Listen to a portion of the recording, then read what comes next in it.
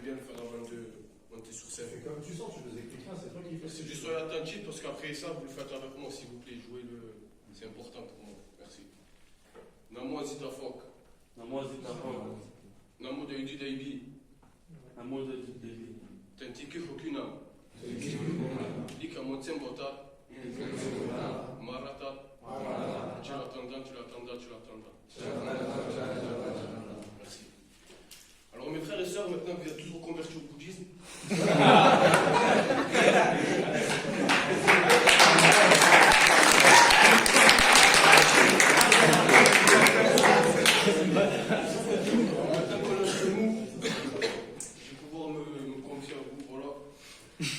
j'ai encore raté un entretien. De toute façon, c'est tout le temps pareil dans les entretiens. Tu as trois sortes de candidats dans l'entretien.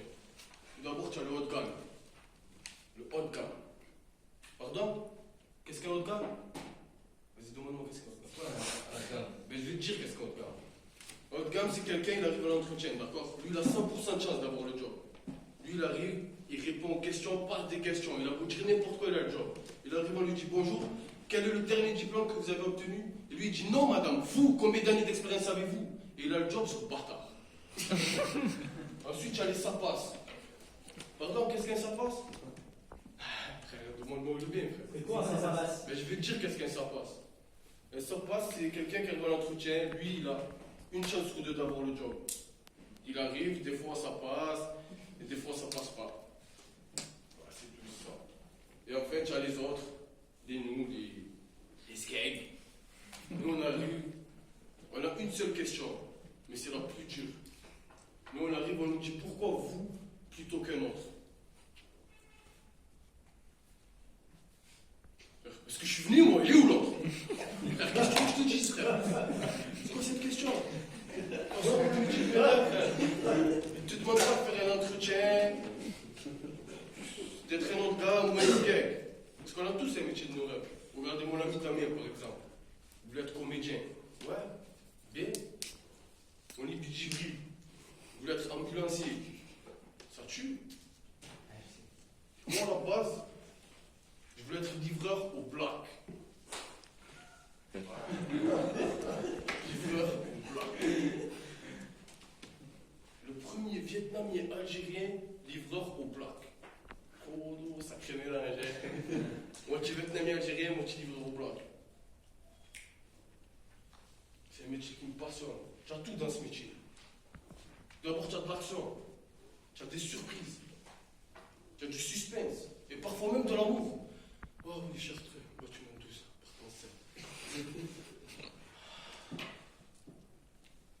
Pardon, pourquoi d'action?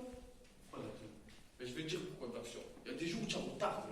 Et quand tu es en retard, tu es obligé de passer la cinquième. Accélérer, pousser, un scooter, une voiture grillée, un ou deux feux, les sirènes, Fast and Furious. Là, tu es dans l'action, tu vois. Et ça tue. Quel métier de fou. Pardon? Roi du suspense. Yes? Tu en avance? Ouais. Excuse-moi, en fait, c'est ton sketch. Il y a des jours où tu finis ta tournée. Et là, tu t'aperçois qu'il te reste un colis. Début du suspense. Alors, tu prends ton colis, gauche-droite, tu tâtes, tu sous-pèses, tu surpèses, tu mènes, tu doites même. Pardon, pourquoi des surprises? Pourquoi des surprises? Ben, je vais te dire pourquoi des surprises. Alors, une fois que tu as bien doté ton colis, forcément, tu l'ouvres. Et là, PS4. Pouah, surprise. Tu l'ouvres. Et là, nouvelle lunette où tu vois bien. Pouah, surprise. Tu l'ouvres. Et là, tu l'ouvres. Colis piégé. Et pardon, qu'est-ce qu'un colis piégé? Alors, un colis piégé, c'est dans le monde de la livraison, c'est un colis qui est emballé comme n'importe quel colis.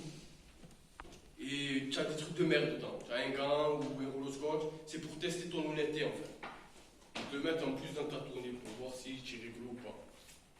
Voilà, c'est ça. En tout cas, c'est un métier qui me passionne. Et à côté de ça, j'aime bien la poésie aussi. D'ailleurs, j'ai écrit un un petit poème en comorien, voilà, parce que je suis bilingue. Et il est assez court, assez mignon, et je le dédicace à tous ceux qui n'ont pas rigolé. Alors il commence par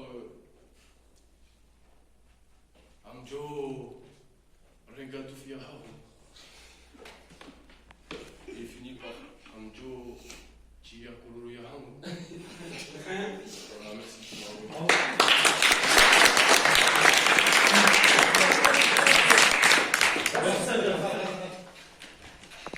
Vous avez vu, quand je vous dis capter l'attention, comment c'est important, il est arrivé, il nous a fait rester un truc, tout le monde était dedans.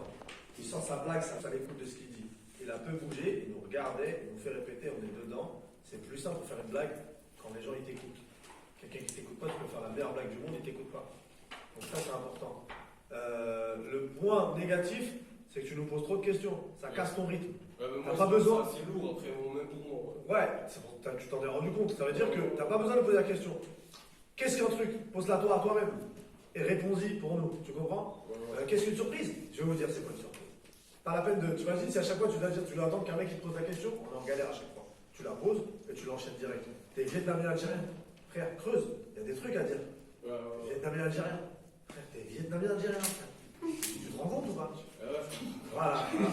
C'est-à-dire en même temps tu veux travailler, en même temps tu veux pas travailler. Tu vois le délire un peu? T'as un mélange de trucs qui s'opposent. Tu dis je suis vietnamien algérien. Mon côté vietnamien, je suis livreur. Mon côté algérien, je vois les colis. Tu peux pisser, tu peux mon côté vietnamien. Tu vois, c'était bien, Kamel. C'était bien.